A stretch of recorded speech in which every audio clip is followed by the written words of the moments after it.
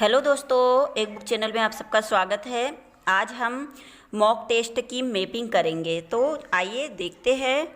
मैंने इसकी मैपिंग तैयार की हुई है, तो उसी के विषय में हम चर्चा करते हैं।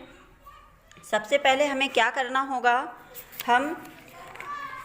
हमने जो मॉक टेस्ट लिया है उसमें कितने बच्चों ने किस प्रश्न को सही किया है, किस प्रश्न को गलत किया है। मैंने एग्जाम्पल के तौर पे यहाँ एक चार्ट तैयार किया हुआ है, जिसमें किस बच्चे ने पहला प्रश्न, जैसे हिंदी की बात करें, कक्षा तीसरी का है ये मॉक टेस्ट सेकंड का, तो हिंदी में पहला प्रश्न जो मॉक टेस्ट का है वो कितने बच्चों ने सही किया है, कितने ने गलत किया है और कितने ने छोड़ दिया। उस आधार पर मैंने एक गोस्वारा तैयार किया हुआ है और इस गोस्वारा के आधार पर ही हम मैपिंग करेंगे। तो चलिए देखते हैं। जैसे पहला प्रश्न है, अगर 10 बच्चे हैं किसी कक्षा में, तो 10 बच्चे में से 8 बच्चों ने पहला प्रश्न सही किया है और 2 बच्चों ने गलत किया है और किसी एक भी बच्चे ने छोड़ा नहीं है। दूसरा प्रश्न, 10 बच्चों ने सही किया है और किसी भी बच्चे ने गलत भी नहीं किया और छोड़ा भी नहीं है, सभी बच्चों से यह प्रश्न बन गया है। तीसरा प्रश्न है, जिसको 4 बच्चों ने सही किया है और 6 बच्चों ने गलत किया है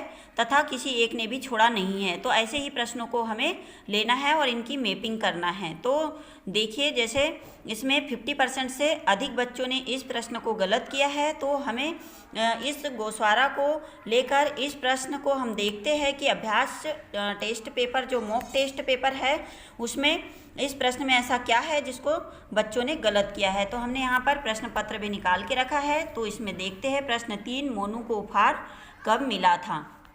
तो इस प्रश्न को 6 बच्चों ने गलत किया है और मात्र 4 बच्चों ने ही सही किया है। अब हम इसका लर्निंग आउटकम कोड निकालेंगे, जो हमें प्रश्न बैंक अवेलेबल कराई गई है। इसमें इसका लर्निंग आउटकम कोड दिया गया है। ये प्रश्न बैंक है, इसमें हमें हिंदी विषय का और इस प्रश्न को ढूंढना होगा कि ये प्रश्न है हमारा, मोनू को उपहार कब मिला था। इसमें यह 13 नंबर पे है ये प्रश्न और इसका लर्निंग आउटकम का कोड है यहाँ पर LO कोड H309, 311 और 313। तो इस कोड को हमें पीछे इस विषय के लास्ट में देखना होगा, जहाँ पर इसकी पूरी सूची दी हुई है।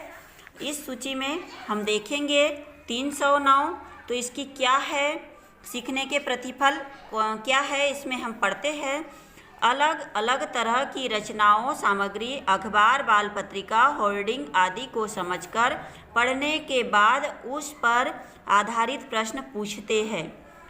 यहाँ बच्चों की बात की गई है कि बच्चे प्रश्न पूछते हैं, अपनी राय देते हैं, शिक्षक एवं अपने सहपाठियों के साथ चर्चा करते हैं। और अन्य इसकी क्या है, सीखने के प्रतिफल H311 भी है। विभिन्न उद्देश्यों के लिए लिखते हुए अपने लेखन में शब्दों के चुनाव, वाक्य संरचना और लेखन के स्वरूप, जैसे दोस्त को पत्र लिखना, पत्रिका के संपादक को पत्र लिखना को लेकर निर्णय लेते हुए भी लिखते हैं। ये लिखने की अवधारणा हो गई। तो आइए हम H309 की मैपिंग करेंगे और इसको विषय यानी पाठ के आधार पर हम इसका देखते हैं कि कौन से पाठ में यह अवधारणा कंप्लीट होती है।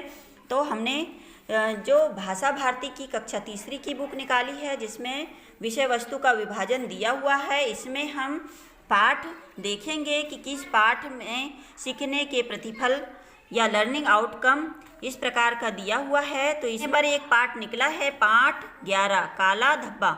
इस पाठ में यह अवधारणा कंप्लीट होती है। शब्द रचना, शुद्ध उच्चारण, वाक्य रचना, विराम चिन्ह, क्रियापद का ज्ञान। तो यह अवधारणा हमें पाठ 11 पढ़ाने पर बच्चों को कंप्लीट कराने में मदद मिलेगी। आइए फिर हमने इसका मैपिंग कैसे किया है उसको देखते हैं। इसके आधार पर हमने एक चार्ट तैयार किया है, जिसमें क्रमांक, मॉक टेस्ट का प्रश्न क्रमांक होगा और लर्निंग आउटकम का कोड तथा पाठ का नाम, सीखने के प्रतिफल, लर्निंग आउटकम का नाम तथा रणनीति, हमारी क्या रणनीति होगी उसको पढ़ाने की। तो प्रश्न हमारा कौन सा था, तीसरा प्रश्न, जो अधिकतर बच्चों ने गलत किया है। और लर्निंग आउटकम का कोड उसका क्या था, H309, H311, H313। और पाठ हमने कौन सा पाठ इससे निकाला है, जिस पाठ को पढ़ाने पर इसकी अवधारणा कंप्लीट हो जाएगी, जिस पाठ के बारे में हमें छोटी चर्चा या गतिविधि के आधार पर हम इसको समझाएंगे, तो वह पाठ होगा काला धब्बा।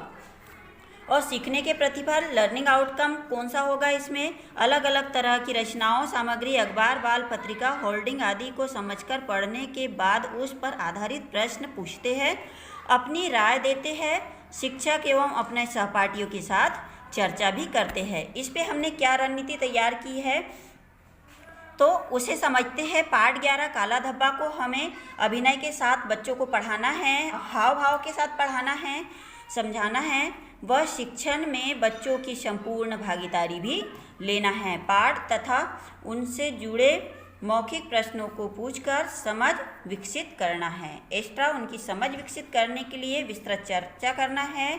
वहाँ की जो क्षेत्रीय भाषा है उसमें बच्चों से बात करना है, जिससे बच्चों की इस विषय पर पकड़ मजबूत होगी और उनमें तर्क शक्ति का विकास होगा और यह सीखने का प्रतिफल हम उन्हें दे पाएंगे। आई होप आपको यह वीडियो पसंद आया हो। अगर पसंद आया हो तो इसे लाइक करें, शेयर करें, कोई डाउट हो तो कमेंट करें और चैनल पर नए हो तो सब्सक्राइब जरूर कर दें। फिर मिलते हैं नेक्स्ट वीडियो में, तब तक के लिए बाय बाय।